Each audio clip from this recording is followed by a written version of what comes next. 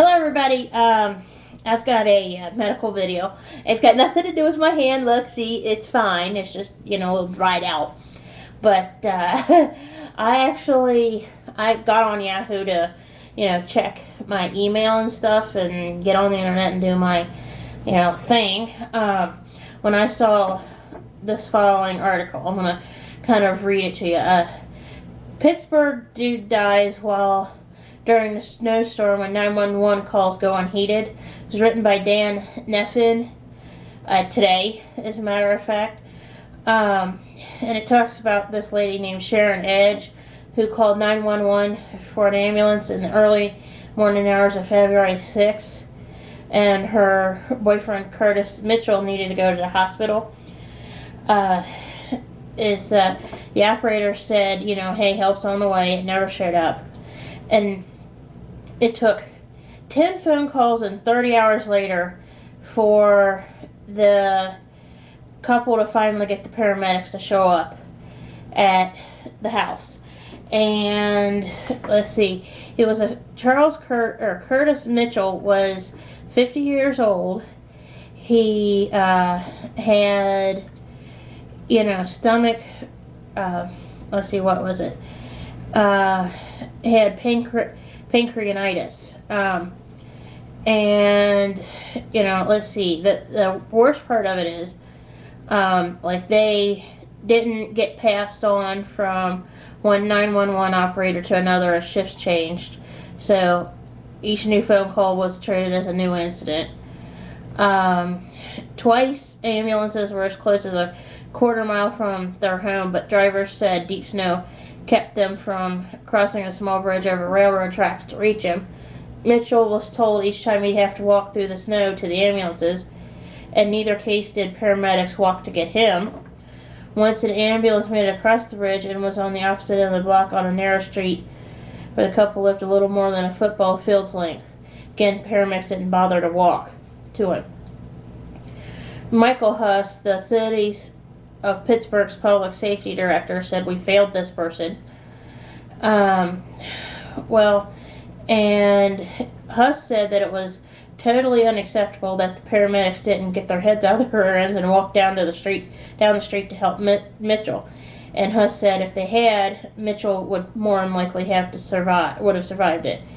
And Huss is quoted as saying here, "You get out of that damn truck and you walk to the residence. That's what needed to happen. We could have carried him out." No kidding. Seriously. I just told Tony, I said they could have put this dude's butt on a boogie board or something and it, dragged him, through the snow or something to get him help. I know that my acquaintance that Tony used to work with, is an ambulance driver. I've told a story about him recently, about him in McDonald's. I know him.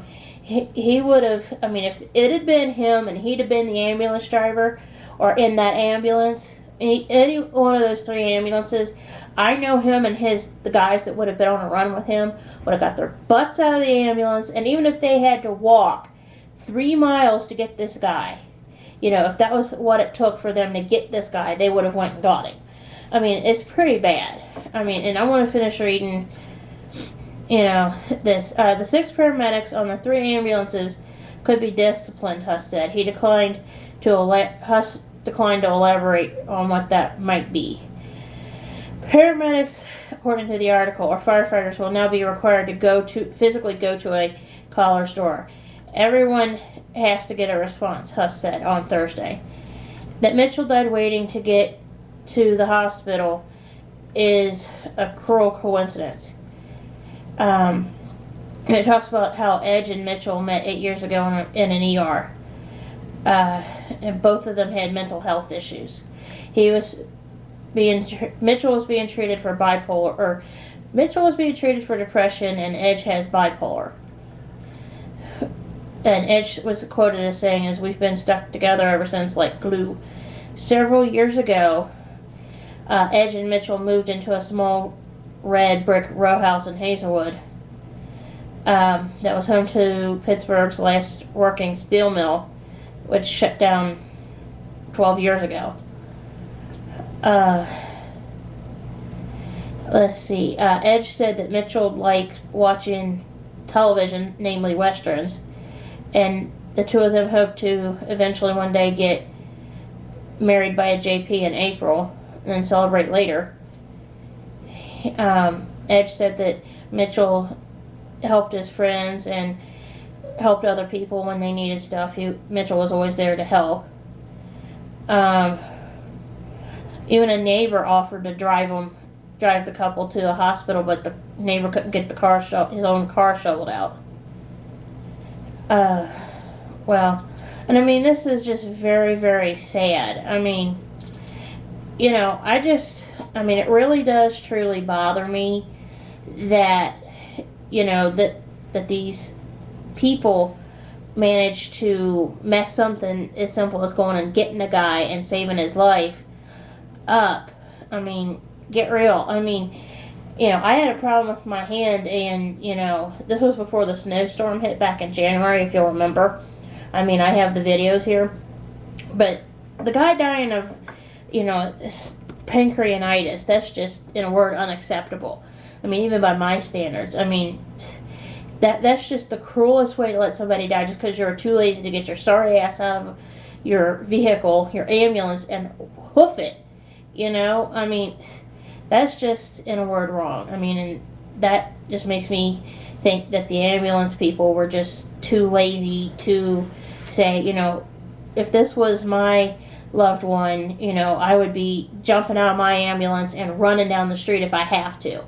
I mean, seriously, I think all 6 paramedics, or however many, need to be seriously reprimanded and or lose their jobs, and that kind of stuff be stapled to their employment apps for the rest of their lives, if nothing else.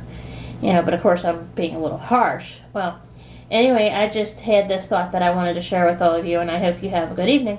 Bye.